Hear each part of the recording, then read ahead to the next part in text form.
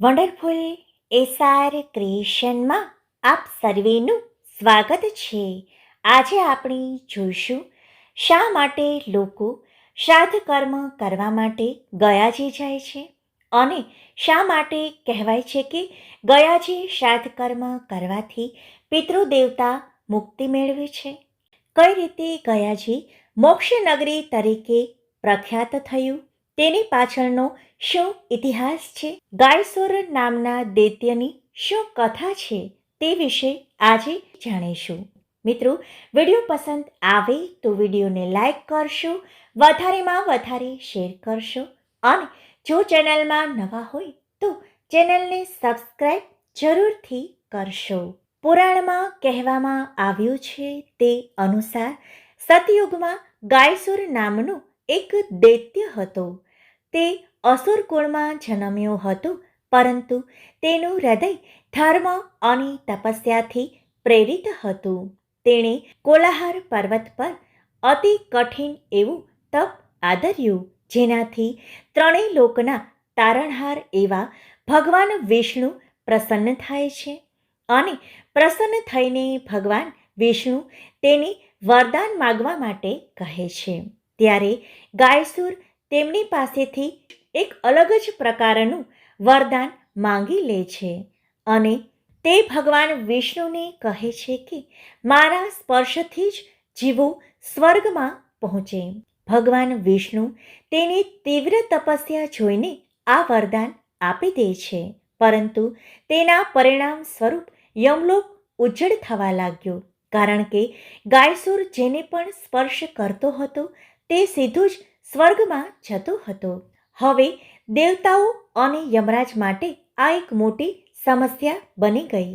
બધા દેવતાઓ બ્રહ્માજી પાસે જાય છે અને તેમને આ સમસ્યાનું નિવારણ કરવા કહે છે.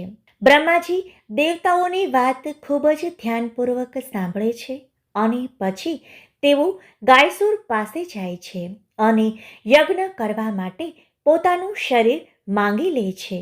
જ્યારે ગાયસુર જોવે છે કે બ્રહ્માંડના સર્જનહાર પોતે જ તેમને આ માટે વિનંતી કરી રહ્યા છે, ત્યારે તેમણે નમ્રતાપૂર્વક આ માંગણી સ્વીકારી લીધી અને ફાલ્ગુ નદીના કિનારે યજ્ઞ શરૂ થાય છે. ત્યારબાદ ગાયસુરના શરીર પર ધર્મશિલા મૂકવામાં આવે છે, પરંતુ પથ્થર મૂક્યા પછી પણ તેમનું શરીર હલતું રહે છે. પછી ભગવાન વિષ્ણુ ગદધરના રૂપમાં પ્રગટ થયા અને ગાયસુરના શરીર પર પોતાનો જમણો પગ મૂક્યો. ભગવાનના પગના સ્પર્શથી જ ગાયસુર સ્થિર થઈ ગયું. ગાયસુરે ભગવાનને પ્રાર્થના કરી કે હે નારાયણ, આ ધર્મશિલા મારા શરીરનું રૂપ ધારણ કરે અને તમારા પગના નિશાન યુગો યુગો સુધી તેના પર રહે. હું પણ આ સ્થાન પર હંમેશા હાજર રહું, જેથી ભક્તો મને અને તમારા પગને એક સાથે જોઈ શકે. ભગવાન વિષ્ણુ ખૂબ જ દયા સાથે તેમની પ્રાર્થના સ્વીકારે છે. ગયા નામ એ ગાયસુરના નામ પરથી જ રાખવામાં આવ્યું છે. ગયાસુરે પરમલોક પ્રાપ્ત કર્યો અને આ ભૂમિનું નામ તેમના નામ પરથી ગયા રાખવામાં આવ્યું. ધર્મશિલા આજે પણ અહીંના વિષ્ણુપદ મંદિરમાં અસ્તિત્વ ધરાવે છે, જેના પર ભગવાન વિષ્ણુના પગના નિશાન અંકિત છે. આ અનોખા સ્થળને વિશ્વનું પ્રથમ એવું સ્થળ માનવામાં આવે છે કે જ્યાં રાક્ષસ અને દેવ બંનેની એક સાથે પૂજા થાય છે. ગયાજી એ મોક્ષધામ તરીકે ખૂબ જ પ્રખ્યાત થયેલું સ્થળ છે. ગયાજીનો ઉલ્લેખ ફક્ત પુરાણોમાં જ નહીં, પરંતુ રામાયણ અને મહાભારત જેવા ગ્રંથોમાં પણ જોવા મળે છે. કહેવાય છે કે ભગવાન રામ, માતા સીતા અને લક્ષ્મણ ત્રેતાયુગમાં આ સ્થાન પર આવ્યા હતા અને માતા સીતાએ રેતીનો ગોળો બનાવીને તેમના સસરા રાજા દશરથનું પિંડદાન અહીં કર્યું હતું. મહાભારત કાળ દરમિયાન પાંડવો પણ અહીં આવ્યા હતા અને તેમના પૂર્વજોનું શ્રાદ્ધ કર્મ કર્યું હતું. આ કારણથી જ આ સ્થળને પૂર્વજોના ઉદ્ધાર માટેનું પરમ સ્થાન માનવામાં આવે છે. કહેવાય છે કે ફાલ્ગુ નદીના કિનારે અક્ષયવત પાસે અને વિષ્ણુપદ મંદિરમાં પૂજા કરવાથી પૂર્વજોના આત્માઓને સંતોષ પ્રાપ્ત થાય છે અને અહીં કરવામાં આવતા શ્રાદ્ધ કર્મથી ઘણી પેઢીઓથી પૂર્વજોને જે મુક્તિ પ્રાપ્ત નથી થઈ તે અહીં શ્રાદ્ધ કર્મ કરવાથી પ્રાપ્ત થાય છે.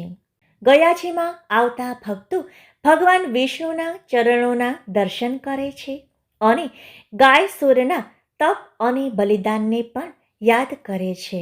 અહીં આવીને ભક્તો પોતાના પૂર્વજોને યાદ કરે છે અને આપણા પર રહેલ માતૃઋણ, પિતૃઋણ તેમજ દેવઋણ, આ 3 પ્રકારના ઋણ છે.